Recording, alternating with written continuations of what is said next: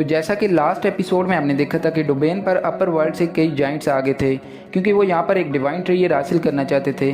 पर वो डिवाइन ट्रेयर बस एक इल्यूजन था, जिसकी वजह से वो 2 जाइंट्स मारे जाते हैं। इसके बाद एलेक्स लियो और अपने बालों वाले ट्रेयर के साथ मेडिकल विले में आ जाता है, जहाँ किसी ने स्पिरिचुअल रूट लगाकर एक ट्रैप सेट कर रखा था ताकि वो बंदा स्पिरिचुअल रूट का फर्स्ट फ्लावर हासिल कर सके। यहाँ पर इस फ्लावर के खिलते ही डबल पीपल गर्ल इसे अपने साथ ले जाती है। तो बेल, रीइंकार्नेशन डिस्क और एक और ट्रेयर के तीनों ओनर्स मिल के डबल पीपल गर्ल का पीछा करते हैं। तो लियो और एलेक्स के बालों वाला ट्रेयर भी उनके पीछे जाते हैं और एलेक्स सी किंगडम वापस आ जाता है ताकि वो सी किंगडम को प्रोटेक्ट कर सके, क्योंकि सी किंगडम के पास 2 जाइंट्स आपस में लड़ रहे थे।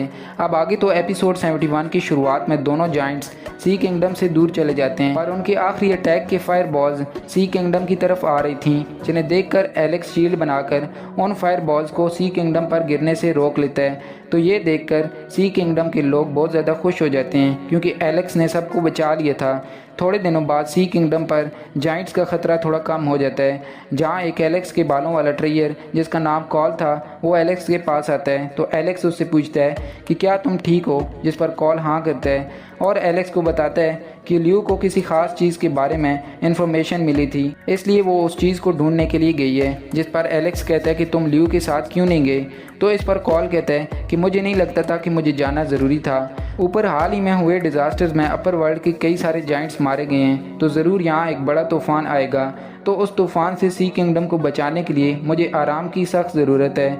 ये सुनकर एलेक्स कॉल से पूछता है कि क्या इस डिज़ास्टर से माउंट ब्लो को नुकसान पहुंचा है, जिस पर कॉल बताता है कि सिर्फ माउंट ब्लो ही नहीं बल्कि बाकी कई सारे सेक्ट्स के लोग इस डिज़ास्टर से मारे गए हैं। ये सुनकर एलेक्स बोलता है कि ये तीनों सेक्ट तो कहते थे कि इनके अपर वर्ल्ड में काफ़ी जान पहचान है, तो अपर वर्ल्ड के जाइंट्स ने इनके लोगों को क्यों मारा होगा। तो कॉल एलेक्स को बताता है कि ये तीनों सेक्ट अपर वर्ल्ड से ज़्यादा ताकतवर नहीं है, क्योंकि अपर वर्ल्ड में ताकतवर लोग बहुत ज़्यादा हैं, इसलिए अपर वर्ल्ड इन सेक्ट की ज़्यादा वैल्यू नहीं करता। इसके बाद कॉल आराम के लिए ब्रॉन्ज बॉक्स में चला जाता है और एलेक्स अपने पेरेंट्स के बारे में सोचने लगता है, क्योंकि उसे डर था कि अपर वर्ल्ड के जाइंट्स की वजह से उसके पेरेंट्स को कहीं कुछ ना हो जाए।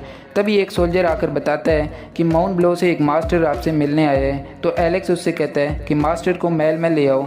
अब थोड़ी देर के बाद माउंट ब्लो का मास्टर महल में आता है और एक स्क्रॉल दिखाता है। ऊंची आवाज़ में एलेक्स से कहता है कि चुपचाप इस स्क्रॉल में लिखे ऑर्डर्स को मान लो। ये सुनकर एलेक्स उस मास्टर के हाथ से स्क्रॉल को गिरा देता है और पूछता है कि उस स्क्रॉल में क्या लिखा था। तो वो मास्टर उससे कहता है कि माउंट ब्लो के एल्डर्स ने एलेक्स को बुलाया है, जिस पर एलेक्स उस मास्टर को डराते हुए कहता है कि तुम्हारे एल्डर्स ने मुझे कितनी बार बुलाया है, पर मैं वहाँ पर आज तक नहीं गया, तो तुम्हें क्या लगता है कि मैं तुम्हारे स्क्रॉल की वजह से चला जाऊँगा। तभी एलेक्स सोचता है कि डिज़ास्टर की वजह से इस वक्त तीनों सेक्ट की हालत ख़राब हो गई है, इसलिए वो सी किंगडम पर हमला नहीं करेंगे। ऊपर से सी किंगडम की गार्ड फॉर्मेशन भी पूरी हो गई है, इसलिए फ़िलहाल एलेक्स माउंट ब्लो जाकर अपने पेरेंट्स से मिल सकता है। तो एलेक्स ये सब सोचकर उस मास्टर के साथ माउंट ब्लो जाने के लिए तैयार हो जाता है और रात में ही अपना सारा काम अपने गार्ड्स को सौंपकर मास्टर के साथ माउंट ब्लो जाने के लिए निकल जाता है। जहाँ थोड़ी देर बाद एलेक्स को लग रहा था कि उस स्पेस बोट की स्पीड बहुत कम है। वो मास्टर उससे कहता है कि ये स्पेस बोट एक दिन में 10 जगह को पार कर सकती है और इसके बिना हम माउंट ब्लो नहीं पहुंच सकते। ये सुनकर एलेक्स टाइम स्पेंड करने के लिए आराम करने लगता है, पर तभी उसे अपने हाथ पर बंधे हुए कपड़े से अपने पेरेंट्स की याद आती है, क्योंकि वो कपड़ा उसे अपने पेरेंट्स से ही मिला था। तो इसलिए वो स्पेस बोट की स्पीड खुद बढ़ाकर 100 गुना कर देता है, जिसकी वजह से उस मास्टर को बहुत ज़्यादा डर लग रहा था। अगली सुबह वो दोनों जुआन डोमेन पहुंच जाते हैं, जो एक तरह का बॉर्डर था जहां से अलग अलग सेक्ट में जाने के लिए बोट्स मिलती हैं। अब अपनी बोट से उतरकर वो मास्टर सर चकराने की वजह से उल्टियां करने लगता है और एलेक्स उस जगह को देखने लगता है। वो मास्टर अपने आप को संभाल के एलेक्स को बताता है कि अगर यहाँ पर किसी को हमारे या किसी और सेक्ट में जाना हो तो उसे इसी बॉर्डर से होकर गुजरना पड़ता है। तभी एलेक्स वहाँ पर एक बड़ी सी रॉयल शिप को देखता है, तो वो मास्टर उसे बताता है कि ये ship 1 million miles per day की स्पीड से चलती है और हम दोनों इसी में बैठकर माउंट ब्लो जाएंगे, ताकि तुम्हें भी पता चले कि माउंट ब्लो कितना अमीर है। इसके बाद वो मास्टर एलेक्स से कहता है कि इस शिप के लोअर कैबिन में बैठकर मैं तुम्हें माउंट ब्लो के सारे रूल्स समझा दूंगा। तभी वहाँ पर अनाउंसमेंट होती है कि सभी लोग साइड पर हट जाएं और रास्ता दें, क्योंकि अपर वर्ल्ड के 3 लोग रॉयल शिप में आ रहे हैं, जिनका नाम एडन, साशा और काई था। अब मास्टर उन तीनों लोगों का वेलकम करता है, जिसके बाद वो तीनों रॉयल शिप के वीआईपी कैबिन में चले जाते हैं। इसके बाद वो मास्टर एलेक्स से कहता है कि चलो हम भी शिप में चलते हैं, जिसके बाद एलेक्स कहता है कि मैं लोअर कैबिन में बैठकर सफ़र नहीं करूँगा, मुझे भी वीआईपी कैबिन में बैठना है। ये सुनकर वो मास्टर एलेक्स से कहता है कि अपर वर्ल्ड के लोग जीनियस हैं, इसलिए हम उनके साथ ट्रैवल नहीं कर सकते, और ऊपर से लोअर कैबिन के रूम्स भी काफ़ी अच्छे और बड़े हैं।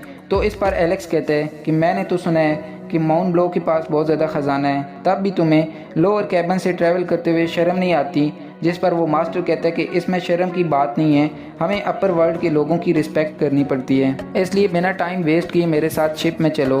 पर एलेक्स शिप में चढ़ने से मना कर देता है और बोलता है कि अगर तुम अपर वर्ल्ड के लोगों की वजह से इस शिप के वीआईपी कैबिन में ट्रैवल नहीं कर सकते तो हम इसके बाद वाले शिप में वीआईपी कैबिन में बैठ कर जाएंगे कि अगली शिप 15 दिन बाद आएगी, इसलिए अगर किसी को अर्जेंट कहीं जाना हो तो इस शिप में चढ़ जाओ।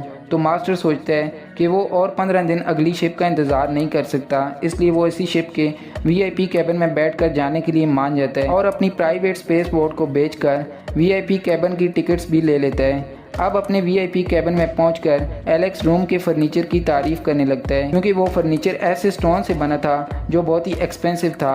अब एलेक्स ये सब देख ही रहा था कि वहाँ पर माउंट ब्लो का सीनियर 2 गार्ड के साथ आ जाता है जो उसी शिप से ट्रैवल कर रहा था। अब वो सीनियर एलेक्स से कहता है कि तुमने माउंट ब्लो की रेपुटेशन बहुत ज़्यादा ख़राब की है, इसलिए आज मैं तुम्हें सबक सिखाना चाहता हूँ। जिस पर एलेक्स उससे कहता है किसी के रूम में बिना नॉक किए नहीं जाते। इसके बाद एलेक्स 3 तक बोलता है और 3 तक बोलने के बाद वो उनके पीछे आकर उन पर अटैक शुरू कर देता है, पर इस अटैक का ऑरा साथ वाले कैबिन में मौजूद साशा भी महसूस कर लेती है। तो यहाँ पर इस पार्ट का एंड हो जाता है। अगर आपने इससे रिलेटेड और भी एपिसोड्स देखनी है तो हमारे इस वीडियो को लाइक कीजिए और इससे पहले वाले एपिसोड्स भी देख लीजिए। Thank you so much.